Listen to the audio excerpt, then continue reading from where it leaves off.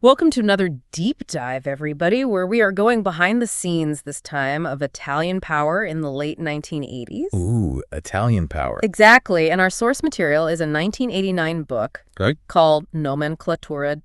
It's a collection of profiles of prominent figures, and I have to say the two we'll be focusing on today couldn't be more different. Oh, really? Yeah, Serafino Generoso and Silvio Berlusconi. Wow, what a pair. I know, right? One, a rising star in politics. Wow. The other, a media magnate. Okay. But both fascinating in their own right. So what makes them so interesting? Well, I think it's that they both, in a way, represent the changing face of Italy at the time. Okay, I'm intrigued. Tell me more. Ambition, connections, influence, these were all at play. Right. But the ways they wielded those elements were totally distinct. So let's start with this Serafino Generoso. Yes, let's. This guy was climbing the political ladder at a speed that would make your head spin. By 1989, at just 41 years old, he'd already gone from local councilor to regional councilor, national council member for the Democrazia Cristiana party. The DC? Yeah. And finally, regional assessor for labor. My goodness, he didn't waste any time. Not at all. And he was clearly popular, over 20,000 votes in a regional election. Those are some impressive numbers. Right. Those kinds of numbers show you the hold the DC had in many areas. Yeah, you're right. But what's intriguing about Generoso is that he wasn't just a party man towing the line. Oh, so he was a bit of a rebel. You could say that.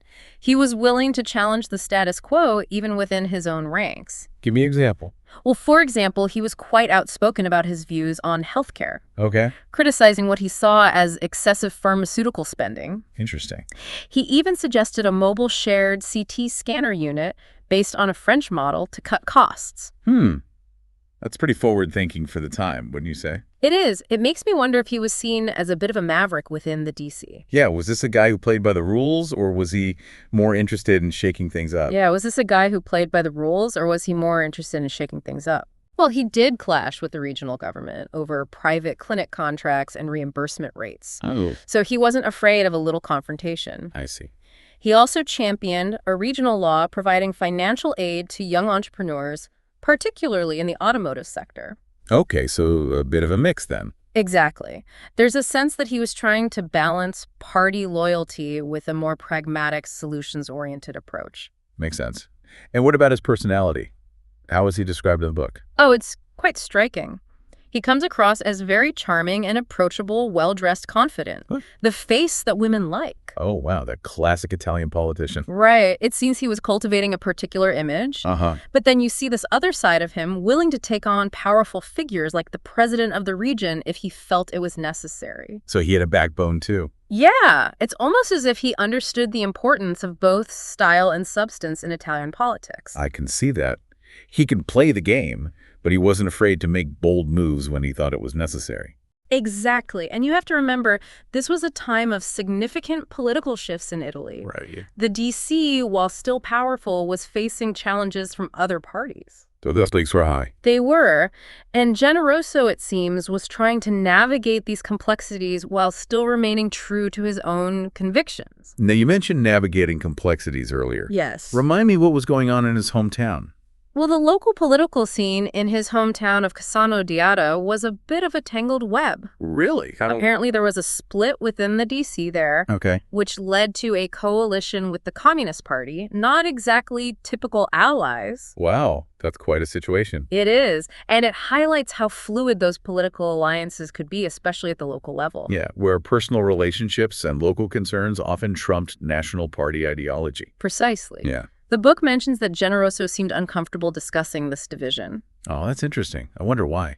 Perhaps he was trying to distance himself from the controversy. Or maybe it reflects a deeper conflict he was feeling about party loyalty versus local needs. That's a tough position to be in, for sure. It is.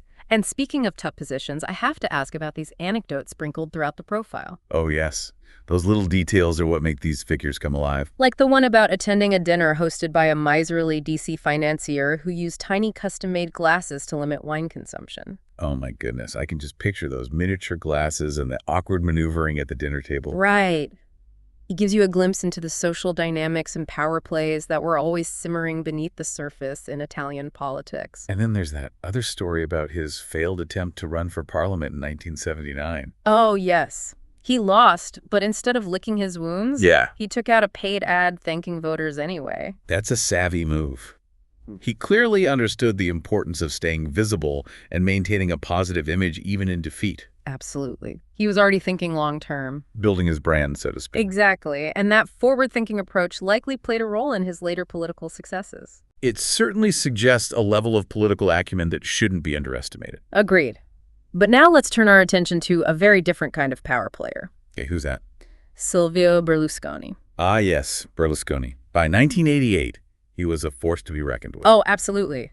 He built an empire that spanned media, publishing, real estate, and finance. Wow, that's quite a portfolio. It is. He owned television channels like Canale 5 Rete 4 and Italia 1, publications like Il Giornale and Sorrisi e Canzoni, and vast real estate holdings including Milano 2 and Milano 3. I'm starting to see why he was considered so powerful. And we haven't even touched on his financial stake in insurance and investment companies. Wow. His estimated wealth was over 3 trillion lira. 3 trillion. Which could make him the richest man in Italy. That's an incredible amount of wealth. You can see how that kind of wealth could translate into significant political leverage even if he wasn't directly involved in politics at the time. Absolutely. Berlusconi, even at this stage, understood the power of media, how it could shape public opinion and influence the political landscape. Exactly. His approach to television was revolutionary for Italy. Oh, I hope so. He focused on light entertainment, importing popular American shows, and using aggressive advertising strategies. Interesting. So a very different approach from the state broadcaster RAI. Completely. It contrasted sharply with the more staid traditional programming of RAI. And it clearly resonated with viewers. It did. It sounds like he was a master of understanding what people wanted and then giving it to them, but in a way that also benefited him tremendously. Yeah, he was a shrewd businessman, for sure. But this wasn't just about entertainment, was it? No, it wasn't. He was building a network of influence. Right. And that brought him into contact with some of the most powerful figures in Italian politics. Like who? Well, his relationship with Socialist Prime Minister Bettino Craxi, for instance, was particularly noteworthy. Oh, I've heard of Craxi. They were seen as kindred spirits, weren't they? Yes. They were both ambitious, bold, and willing to challenge the established order. And what about Berlusconi's involvement with the P2 Masonic Lodge? Ah, yes, that. The book mentions it, but doesn't go into great detail. Right. It was a secret organization that was involved in a massive political scandal in the early 1980s. A lot of illegal activities were alleged. And its exposure really rocked the Italian political establishment. It did. What I find remarkable is that Berlusconi managed to emerge from that scandal relatively unscathed. It seems he had a knack for landing on his feet no matter the circumstances. He did, and he always maintained a carefully crafted public image. What was he like personally? Well, he was charismatic, energetic, always immaculately dressed. The picture of success. He understood the importance of presentation, of projecting an aura of success and confidence. And yet there was a certain ambiguity about his political leanings, wasn't there? There was. Despite his close ties to the Socialist Party, he made that famous statement, "I'm not even a socialist." Was that genuine, or was he just being strategic? It's hard to say. It's possible he was playing both sides, hedging his bets, until he decided which path would be most advantageous. He was, after all, a pragmatist at heart, always looking for the angles and the opportunities that would benefit his empire. Exactly. And speaking of his empire, the book doesn't shy away from describing his lavish lifestyle. Oh, really? How lavish are we talking? Luxurious homes, private jets, a yacht, even a wardrobe designed by personal stylists. Wow. He clearly enjoyed the trappings of his success. He did. It's interesting, though, that one Christmas he gifted associates copies of Thomas More's Utopia. Utopia? This seems like an odd choice for a man known for his extravagant lifestyle. Doesn't it? Utopia is a book that explores the idea of an ideal society, one based on equality and justice. Right. It seems a rather odd choice for a man whose business practices were often criticized for being anything but utopian. It's a puzzling detail for sure. Was it a touch of irony? A subtle acknowledgement of the contradictions inherent in his own wealth and power? Perhaps? Or was it simply a whimsical gesture with no deeper meaning? Who knows? The book doesn't offer an explanation, but it certainly invites us to speculate. It does. And of course, we can't forget about the public's fascination with his personal life. Right, the tabloids must have loved him. The book mentions his second family with Veronica Lario, highlighting how his private affairs were increasingly becoming public fodder. Even back then, the lines between public and private were blurring, especially for someone as high profile as Berlusconi. So here we have these two figures, Generoso and Berlusconi, both ambitious, both successful, but operating in very different spheres. Right. One working within the political system. And the other wielding influence from the outside through his media empire. Exactly. I'm curious to explore further how their paths might have intersected. Me too. And what their stories tell us about the dynamics of power in Italy at that time. Sounds fascinating. But we'll have to save that for part 2 of our deep dive. I can't wait. It's interesting as we delve deeper into these profiles, the author of Nomenklatura seems to view Berlusconi's success with a hint of skepticism. You're right. It's subtle, but there's this underlying sense that maybe all that glitters isn't gold. Exactly. Yeah. Like they're offering a glimpse behind the curtain, revealing not just the man's achievements, but also the potential consequences of his ambition. And this was before Berlusconi's official entry into politics, right? Precisely. The book came out in 1989. So it's a snapshot of a pivotal moment. Absolutely. Capturing the energy and ambition of these figures. Right. Just before they fully stepped onto the national stage. You can really feel the author wrestling with the implications of Berlusconi's growing influence. Particularly his control over media. That's a question that resonates even today, isn't it? It really does. Huh. How much influence should any one person or entity have over the information that people consume? Exactly. And what are the potential consequences when that power is concentrated in the hands of someone with clear political aspirations? It makes you wonder how Generoso, as a politician navigating that same landscape, viewed Berlusconi. Did he see him as a potential ally? Or a threat? Or maybe both? That's a great question, and unfortunately the book doesn't give us any specific insights into their interactions. But you can imagine the kind of calculations Generoso must have been making. Oh, I bet. He was a rising star in the DC, a party that was still grappling with internal divisions and facing challenges from other political factions. Right, and then you have Berlusconi with his vast media empire. And his growing connections to those in power. It must have been a delicate balancing act for Generoso. It must have been. On the one hand, he might have seen the potential benefits of aligning himself with someone as influential as Berlusconi. But on the other hand, he had to be wary of becoming too dependent on a figure who was known for his unpredictable nature and his willingness to play by his own rules. Exactly. It's like a political chess match. With each player carefully assessing their moves, Yeah. anticipating their opponent's strategy, and always striving to maintain an advantage. And in this particular game, Berlusconi seemed to be holding a lot of the cards. He did. But let's zoom out for a moment and consider these two figures in the broader context of Italian society. Okay. Both Generoso and Berlusconi, in their own ways, represent a new breed of ambitious figures who emerged in the late 1980s. Driven, charismatic. And skilled at navigating the complexities of the Italian system. But they also embodied different aspects of that system. Generoso, the politician working within the established structures of the DC. Trying to balance party loyalty with his own vision for reform. And Berlusconi, the outsider, who used his wealth and media savvy to create his own power base, often circumventing traditional channels of influence. It's a fascinating contrast, and it raises some interesting questions about the evolving nature of power in Italy and perhaps even beyond. Like what? Well, for example, how much did Berlusconi's media dominance impact the political landscape? Could he have indirectly influenced the careers of politicians like Generoso? Shaping public perception. And perhaps even swaying voters. It's certainly a possibility. I mean, think about it. He controlled major television channels. Newspapers and magazines. He had a direct line to millions of Italians. And he wasn't shy about using his platforms to promote his own interests and to attack his opponents. It's easy to see how that kind of influence could have a ripple effect. Impacting elections. And shaping the course of political events. It's a bit unsettling when you think about it. The potential for manipulation, the blurring of lines between information and entertainment, the power to control the narrative and to shape people's understanding of the world around them. It's a reminder that media literacy is more important than ever. We need to be aware of the potential biases and agendas that may be shaping the information we consume.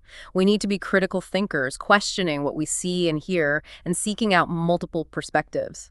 You know, it makes you wonder how Generoso navigated those media waters. Did he try to court Berlusconi's favor? Or did he try to maintain a distance wary of becoming entangled with someone whose power seemed to be growing unchecked? Those are fascinating questions, and unfortunately we don't have definitive answers. We don't. But what we can do is consider the broader implications of their stories. What does it tell us about the relationship between media power and politics? And how do those dynamics continue to play out in our own time?